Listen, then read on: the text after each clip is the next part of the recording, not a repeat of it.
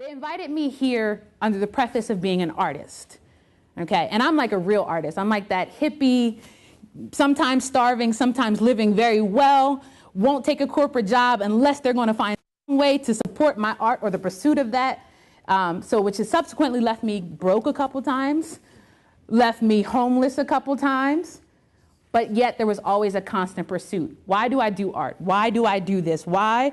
Because I feel like this is my life's purpose. This is what I'm here to do. This is what I've been called to do. This is what's been placed inside of me. I can't say what you're here to do. I don't know. But I know that this is what I'm here to do, is to be an artist on multiple levels. So when I do this, I'm fulfilling my purpose.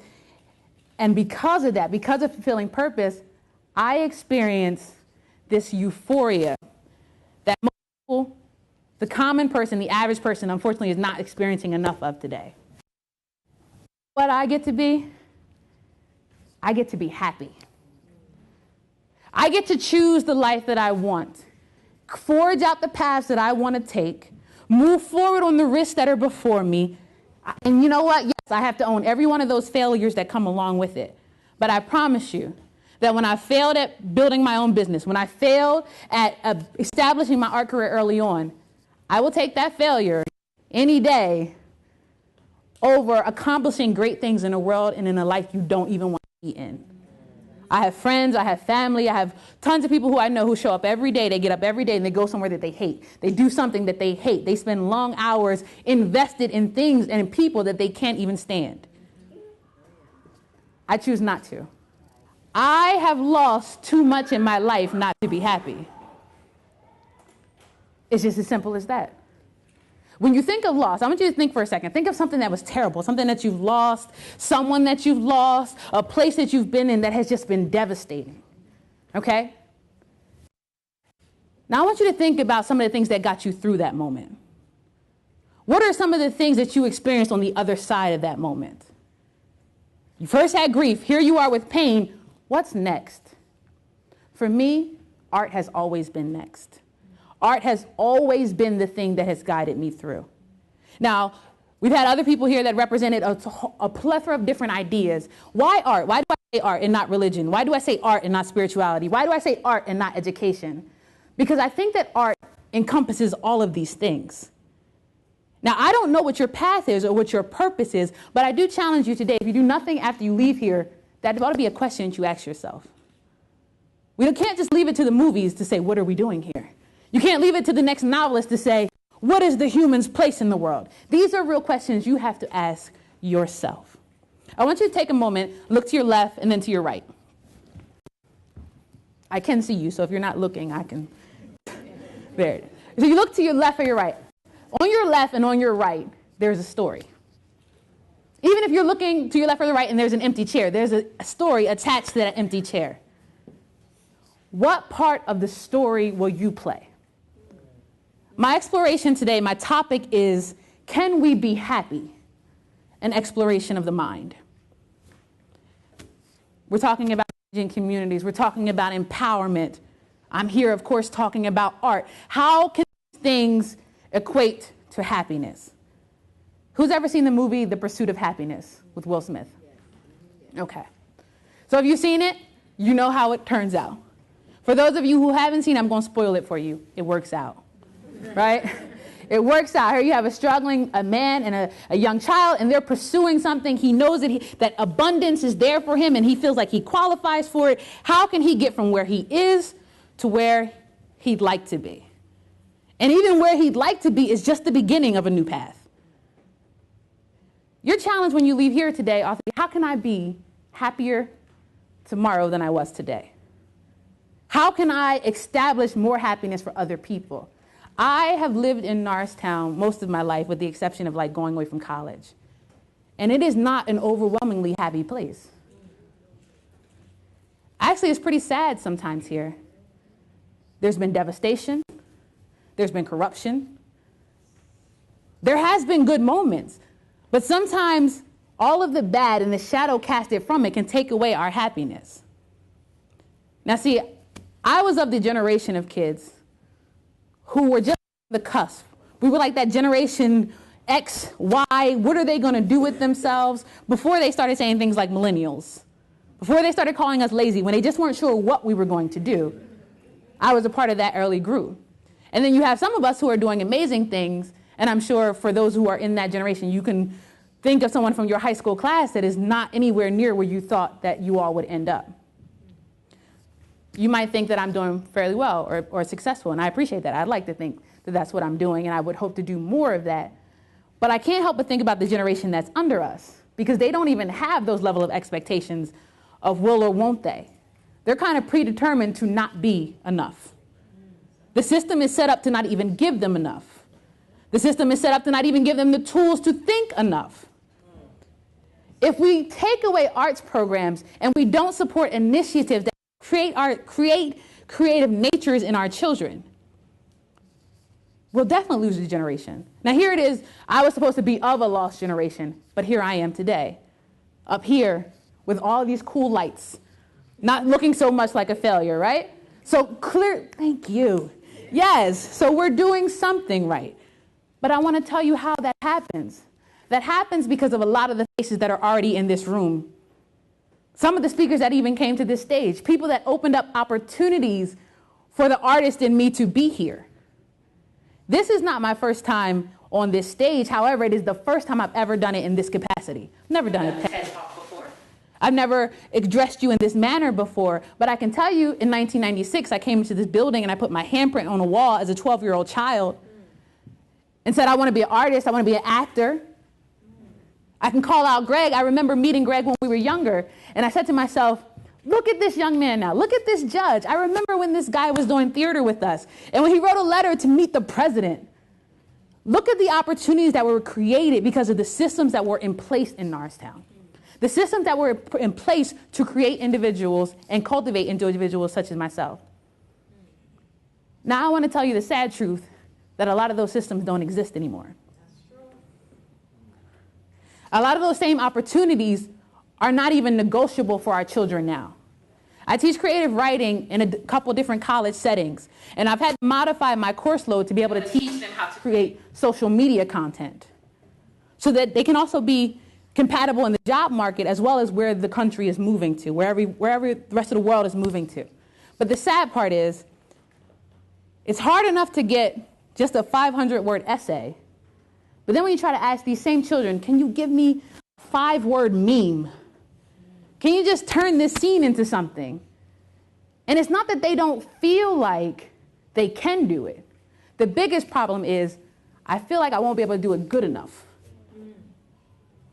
And because I can't do it good enough, I won't do it at all. Because right now, it's all about being the best.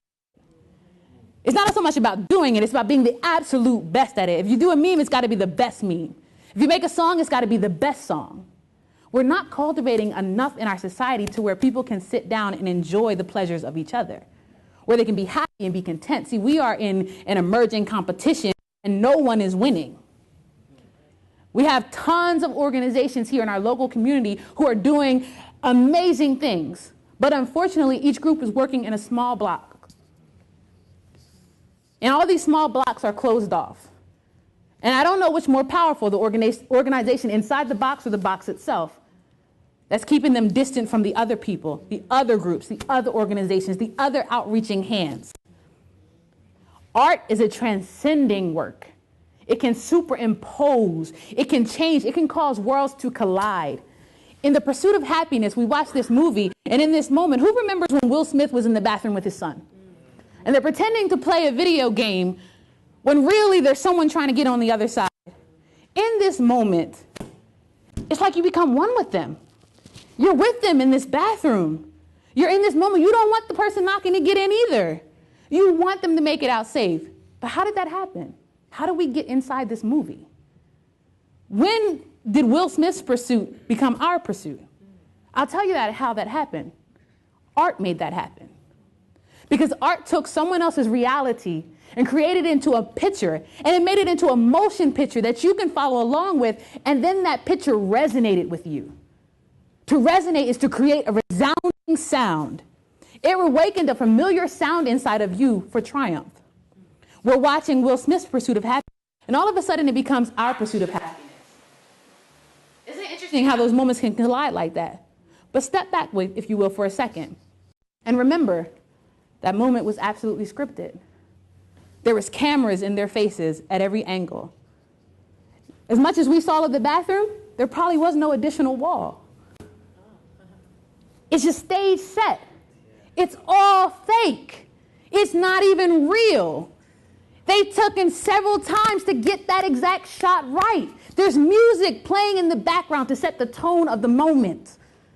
Their clothes were picked out, their hairstyles, everything to see. Even the faucets in the bathroom had a purpose. Art brought all that together to take you from your couch, your seat in the movies, wherever you were, to transport you in a single moment into a bathroom with a man and his child. And their pursuit became yours. When is the last time you transported someone like that? Art is a special work. It's a divine work. I've heard a lot of people talk about their faith, and so I'll definitely add mine. God is my favorite artist. He's my favorite writer, my favorite creator. I have never seen a picture more beautiful than the autumn trees, the blue in the sky, or the movement of clouds. I've never seen anything as special as that. And the best that we can do is try to recreate that as artists. But my fear is if we don't cultivate this in our children, if we don't bring out the systems and the structures and support these art programs, where will our kids be? If you're upset with this year's election, think about taking away all analytical thought from our children, all critical thinking, the ability to write and express yourself. Take all of that away, give me a 5-second Vine video or a 2-second meme for them to sum up the rest of their life. What do you think the election will look like moving forward? Who will be the next crop of candidates? Who will be the next group of teachers? Who will be the next people to take this stage if we do not prepare them now? Malcolm X said that armed with the knowledge of our path, we can with confidence charter a course for our future. He also said that the future belongs to those who prepare for it today. Now, you might not feel that you have this great hold on the future. Some people don't even feel like they have a good hold on their past. But I do tell you, you have right now. You have this moment that you're sitting in. And this moment, 2 seconds ago, was the future. Every time we're constantly moving forward, right? But where are you taking this? And when you're moving forward, are you guided with any level of happiness, or are you just going through the motions? What has art done for you? Think about that. You might not feel like I'm an arts advocate. I don't paint, I don't write, I don't even like art. Fine, you can't draw, cool. It's not your thing. But it has affected you somehow. Do you have a favorite song? Do you have a favorite movie? Do you have a painting in your house? Is there a photograph of your grandmother that you love? All of these things, these are art. They have influence down to the clothes that you picked out today. Someone designed the chairs you're sitting in right now. Someone designed the flyer that got you here. Everything you engage just about has art entangled in it. And art is a catalyst for community change. It revitalizes communities. It brings in better socioeconomic structures. If we don't have arts in a Norristown community, we're not in this room right now today. This is a theater house. This is the uprising of some of the greatest art. We don't have art. This moment doesn't even exist. What I'm asking you now is to think about the happiest moments you'd like to create. Get a picture in your mind. I'm asking you for just a moment to be an artist. Get a picture in your mind. What does happiness look like to you? What does a happy community look like? What does a happy place look like? Where is a happy place that you want to live? You've become an artist. You're creating that picture in your mind. And I want to ask you to do me a favor that's twofold. Number one, I want you to do your very best to make that picture a reality. Start in the smallest ways. If you saw beautiful flowers in your place, next time you stop out, pick up a bed of roses. Next time you're out, pick up that splash of color. Do whatever you can. Small. Start somewhere. And begin to incorporate art into your life. And then incorporate all the things that you said make you happy. Okay? And then twofold, when you leave here, when you take all of this vital information and these outpourings of our hearts, and you ask yourself, can we be happy? I want you to stop and explore your mind, because just like wealth, just like poverty, happiness is first a state of your mind. It is a state of belief first.